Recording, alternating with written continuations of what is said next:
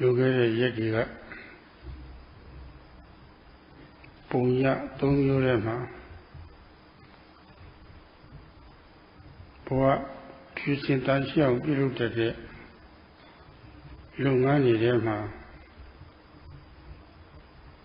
Dana Punya Sila Punyaro Adoption Feeling Everybody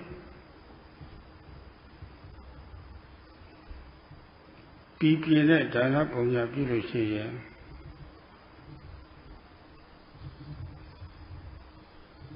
Joe Boga Sambati Sura Boga Sura she's a chanda Ludilu Jojabari. Then you have Satum Boya Rivoli, Sazia was there, Nizia Shasha.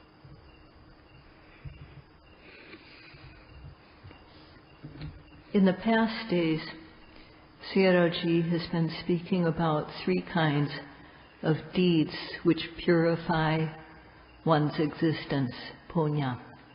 And of these 3, Sayadaw has spoken about dana punya and sila punya, the purifying deeds of generosity and morality, in a brief way. And Sayadaw said that if we perform dana in a thorough way, then the benefit that we gain is bhoga sampatti, that is material fulfillment. Bhoga means material wealth. It also means things which we use, such as a living place, clothing, food, other useful material possessions. And dana brings this bhoga sampatti, the fulfillment by way of material things. So when we are fulfilled with what we need materially, then we don't feel inferior in the world. We're able to help others because we have enough. We can also use our things ourselves without having to worry about what we're going to live on. And therefore dana, this thorough systematic dana, makes it easy for us to avoid the things which should be avoided. It makes it easy for us to keep morality or sila. And so to the extent that one avoids actions harming others which should not be done, then our physical and verbal behavior become clean. And therefore in this life, one who behaves like this is able to live free of danger. And in the next life too, living like this, keeping a life of not harming others, one will gain a good life. And this is called bhava sampatti, or fulfillment, with regard to one's existence. That means that one encounters good parents, good teachers, good friends. And in this way, one's morality becomes even better because one encounters these good companions, good teachers. And this is something Sayadaw omitted yesterday. Furthermore, all beings are afraid of being harmed. All beings, as long as there's any tendency to anger in us, then fear can arise. So all beings are afraid of being killed, of being harmed. People are afraid of having their things stolen. They're afraid of having their daughters attacked. They're afraid of having their wives attacked. And so on. But when we are able to keep good morality, furthermore, people are afraid of being lied to. Especially lies can destroy our reputation, they can destroy our business, our wealth. And people also fear actions done by people who are under the intoxicating influence of drugs or alcohol. So all these types of actions that people fear are to be avoided. And if one avoids committing these sorts of misdeeds, either out of shame and moral fear regarding doing these acts, or it can also be because of understanding how other people feel if they have to endure that type of thing. So whatever the cause is, one avoids such actions, and when one does, then one gives others a gift too. And what it is that other people don't need to be afraid of us harming them when we refrain from these types of misdeeds. So this too is a form of dana, and it's called giving the gift of fearlessness. Other people don't need to fear us when we keep sila. So when we give material things, this is called amisa dana or vuttu dana, giving material things. But when we keep morality, there's no material thing involved. There's just the understanding that we shouldn't do these things, and so we avoid them. And in doing so, we give the gift of fearlessness. So, but most people in the world don't know about this gift of fearlessness. They don't know about the results that come from giving the gift of fearlessness, and therefore the world is boiling with injustice. Because of keeping sila, we get a human life. So having material things, being fulfilled with material things, are we happy? Physically, we're not, because in this day and age, there are so many types of disease. And mentally, there are many types of problems that come into our lives. Individual problems, problems within our family, problems within our work, and all the problems that we experience are difficult to fix. So when we live among all these types of problems, can we possibly get ease physically and mentally? Can we get mental and physical happiness? Is the type of happiness that we do get a guaranteed happiness, a happiness which lasts? When we do dana in a systematic way, we get material benefits. So we don't feel inferior among others. And when we keep sila, then we don't lose the happiness of being human. We don't lose out on the happiness of having a decent life. But if we get a new lifetime, what happens in that lifetime is, although we want to be young, we get old. Although we want to be healthy, we get sick. Although we don't want to leave, we have to die. And of the people around us, someone in our family may be sick, someone in our family may experience problems. That also makes us suffer. At times, when we're ill, we don't have any way to make a living, and so we suffer because of that. Or among our family, one person and another, among our work, one person and another don't get along. So we can shed a lot of tears because of the problems that come up. So when we look at this, where does the suffering of our lifetime come from? Where does the suffering involved in this new life come from? It comes from the fact that we have a new existence. In every new existence, we're going to have these problems. And on the other hand, if there's no new lifetime for us, then these problems die down. So the Buddha he searched for this type of happiness that was free of any new lifetime, and he found it. So dana gives the happiness of material things, and sila gives the happiness of having a lifetime in a good realm, in good conditions.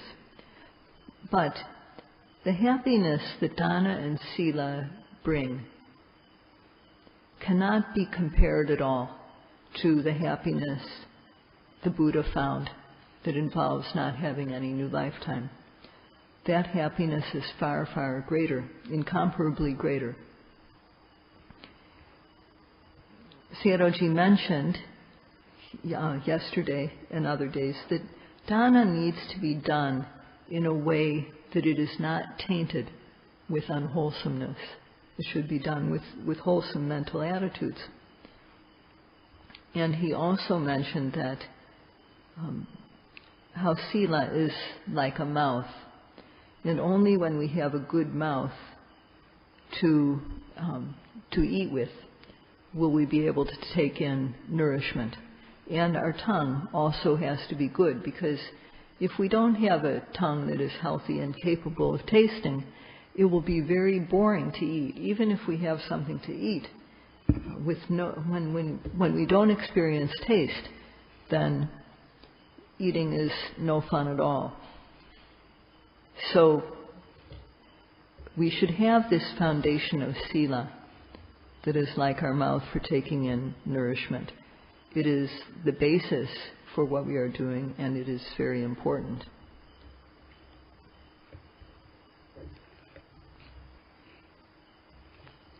In human beings, the mouth is important for taking in food and drink. Without a mouth, we can't put in food and drink.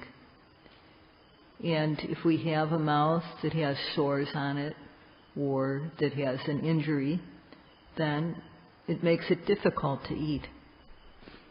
But if our mouth is healthy and good, then we can put food into our bodies, and the nourishment that comes from the food spreads throughout our being, and we get the benefit of this. Clean, pure behavior is called kusala. Clean, pure physical behavior, clean, pure speech, clean, pure mentality. And for this kusala, these clean, pure body, speech, and mind to come about in us, our sila must be good. So we need this mouth of sila if we're going to put in the food of mental cleanliness and development of knowledge. So to the extent that we are able to nourish ourselves with mental cleanliness and with developing knowledge, then we will get sukha sampatti, or fulfillment of happiness. So it is said in the text that the purifying deed of bhavana punya, is the cause for happiness. So for people who don't like to suffer and like happiness, should undertake this practice. And those who practice with faith, respectfully and carefully, can get the very beginnings of happiness in just a few days. The cause for this happiness is none other than the practice the yogis are doing right now, the practice of satipatthana. First, with satipatthana, one's mind becomes clean and joyous interest arises, piti. One feels satisfied.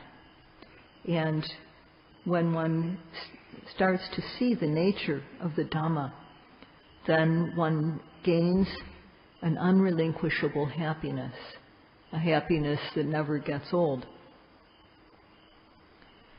Continuing to practice, one develops knowledge and gains a happiness that is peaceful. So for those who aim for this type of happiness, so that they can be free of danger while undertaking the practice, Sayadaw will speak about the 4 guardian meditations, Chatu Araka Bhavana. These are meditations that are traditionally taught as a way of protection.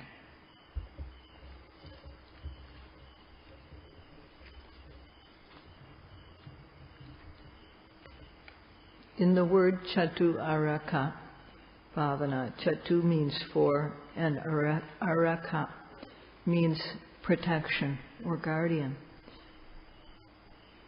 When we do an important task, it's important to have protection. And the more important the task is, the more important it is to be protected. So the 4 protective meditations that we do are 1, Buddhanussati, which is the recollection of one of the qualities of the Buddha. Second is metta meditation. This is developing the wish for other beings that they be well, happy. Asubha bhavana is looking at one's own body in terms of parts, as hair of the head, hair of the body, nails, teeth, skin. In order that it not seem attractive, we divide it up into parts and examine it. And 4th is Maranasati, recollection of the fact of death. Basically, that one will die before long. This is not in order to make people afraid of death. Human beings can die at any time. The reason the Buddha prescribed doing this meditation is that so that one will be urged to do this important work before one dies, before it's too late. So these 4 meditations are what one must develop, but not to spend a whole lot of time with these. One should do these 4 meditations for about 5 minutes before one sits, about 2 or 3 times a day.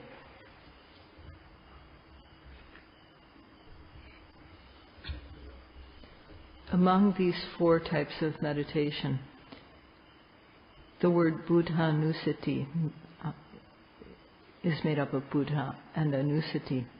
Buddha, of course, means the Buddha, and Anussati means repeated recollection, remembering repeatedly.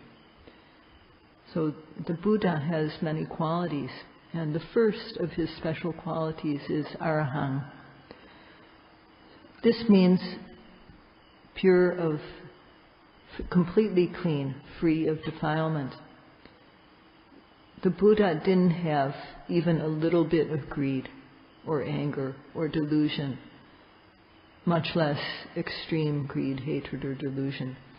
He was completely clean of these mental defilements, of any mental defilements. Whenever he encountered something that was enticing, lovely, capable of causing greed, greed didn't arise in him. Whenever he encountered something hateful, no hatred arose in him. Whenever he encountered anything that was confusing, confusion didn't arise in him. Whatever he wanted to put his mind on, he could know that thing. So the Buddha was free of mental defilements. He had none at all. And because of this cleanliness, he was respected by those around him. He had the quality of being worthy of respect. This came from his purity. And the Buddha taught the 3 trainings so that each of us in our own capacity, to our own capacity, could become clean too. So if we practice these trainings, we can become clean. And to the extent that one is clean, then one's environment, one will be free of ridicule from one's environment. This is quite good. and those around one will pay attention and take care of one. So the benefit is when we develop the recollection of the Buddha's qualities, that when we practice, sometimes we can see something frightening, or we might hear something frightening, and these things won't make us fearful during our practice. We won't tend to encounter these fearful things, or fear will not arise, because we are doing this recollection of the Buddha's quality in advance, before anything can happen. So this is a quality that we should reflect on, one of the Buddha's special qualities as a protection.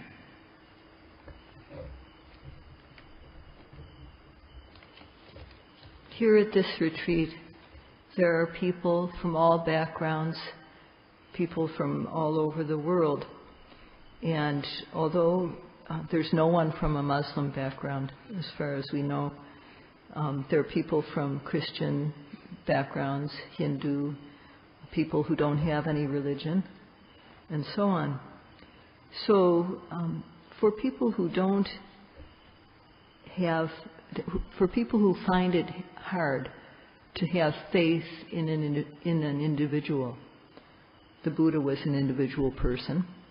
So if one feels it's hard to put one's trust in an individual, then one should turn to the Dhamma and reflect on one of the qualities of the Dhamma, that is, Svakato Bhagavata Dhammo.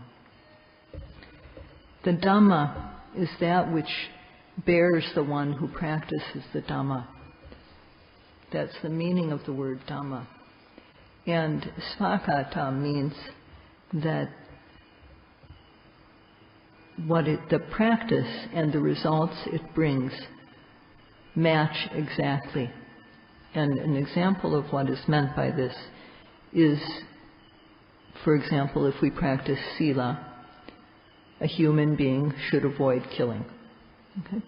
So we may undertake this because of shame and fear, or we may undertake this because we feel how other people feel. We have a sympathetic feeling.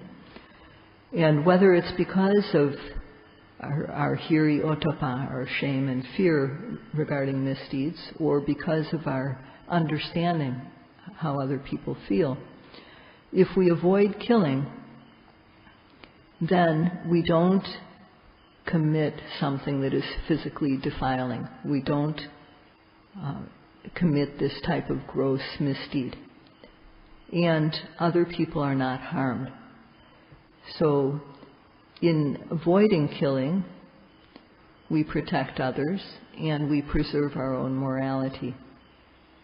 Another example of how the practice and the result it brings fit exactly is that when we put our mind on the abdomen to observe the rising and the falling, and our mind sticks to the abdomen, our mind sticks to the rising and follows it every second, sticks to the falling every second, then there's no way we're going to commit any physical acts. The tendencies don't even arise in our mind. The practice of watching the rising and the falling, trying to do that every second of the time, making the mind stick to it, prevents defilements from arising on a mental level. So this is the result that is gained. And this is what is meant by svakata, that the results are consistent with the practice. So for people who find it a burden to believe in the Buddha, then please reflect on this quality of the Dhamma. Another quality that is described of the Dhamma, so Sayadaw said that people who have no religion or people who do, for whoever it is. The Dhamma is a matter of cause and effect. It's natural. So we should be able to accept reflecting on the qualities of the Dhamma. And another way the qualities of the Dhamma are described is that the Dhamma is good in the beginning, good in the middle, and good in the end. To say it's good in the beginning means that for some people, people who have faith, people who want to develop a clean mind and knowledge, just on hearing the Dhamma, their minds become calm and the heat goes down. To say that it's good in the middle is that when we practice it, it brings happiness. For example, when we practice sila, we get fulfillment in terms of our life. When we practice satipatthana, observing the arising object, kilesas are eliminated. And when concentration and knowledge develop stage by stage, if finally we gain the peaceful happiness that comes at the end of the practice, we will understand how the Dhamma is good in the end. So the Buddha described the Dhamma as adi kalyana. That means good in the beginning. Just on hearing it, one starts to be calm and peaceful. Majje kalyana. That means that it's good. To the extent we practice it, we know its goodness. Paryosana kalyana. That means that when we gain the peaceful happiness at the end, it's also good. So the Dhamma, good in the start, good in the middle, and good in the end. So one can compare with one's own experience and see.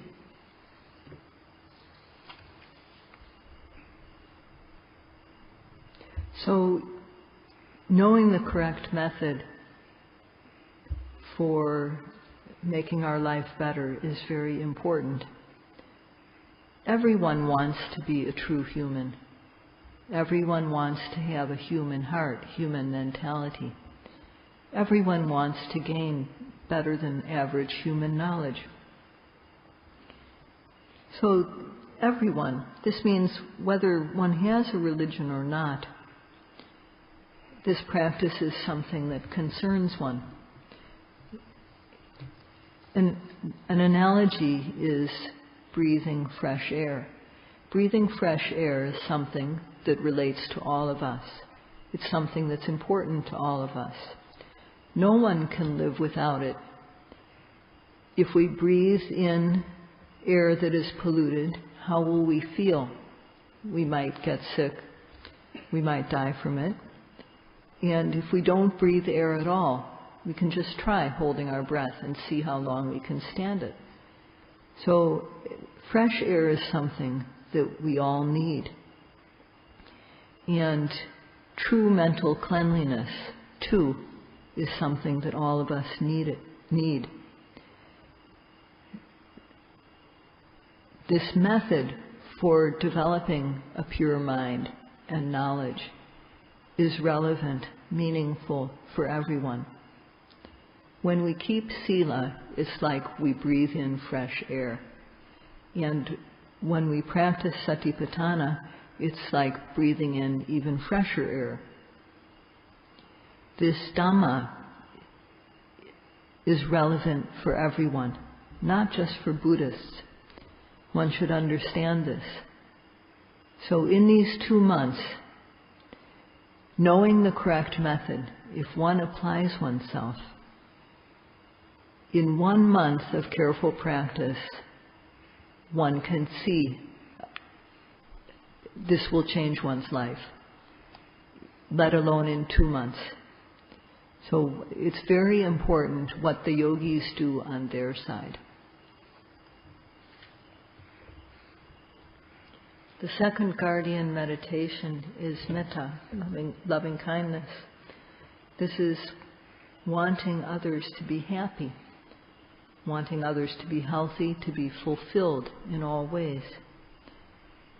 If when we look at another person or a group and we focus on what we don't like, if we focus on the bad things, then we'll get angry. And because of anger, our mind gets hot and we suffer. And this can affect us physically. So if in place of anger we insert loving kindness, metta, then we'll feel satisfied when we look at another person, and we won't suffer. So it's really not about their happiness as much as it is about our own happiness. So when we develop metta, we express the wish that people be free of danger and enemies. And in Burmese the word is yan, in Pali the word is wera. And there are two kinds of these dangers or enemies. One is the internal enemy, which is akusala, unwholesome deeds, speech, mentality, or kilesas, mental defilements. And the other is pugala, wera, the enemy that is outside of us, the personal enemy. So akusala, or kilesas, mental defilements, occur within us. And how they occur is that when we see something that we like, then we have greed. And then we give in to our greed and we commit wrong deeds. We harm someone, we lie, we commit adultery, and so on. Or seeing something one doesn't like, there's anger, and we give in to the anger and commit misdeeds. Or, out of not knowing, we commit acts like killing, stealing, because we don't know that it's wrong. So these types of misdeeds, the akusala and kilesa, these burn us. The enemy in the form of a person, pugala vera, is something that we don't encounter very often. So for one who is not moral, the internal enemy is always assaulting one. So it's very important to eliminate this internal enemy. In the world, those who know that the internal enemy is the most fearful are very few. So if one doesn't know to avoid gross misdeeds, if one doesn't know how to control the unwholesomeness that exists in a moderate level, if one doesn't know how to uproot the refined level of unwholesomeness, of kilesas, then one won't be able to control these unwholesome tendencies, and not being able to control them, one will commit misdeeds.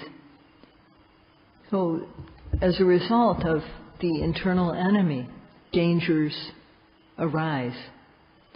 And the first of these is that when one commits an immoral deed, when one remembers it, one blames oneself.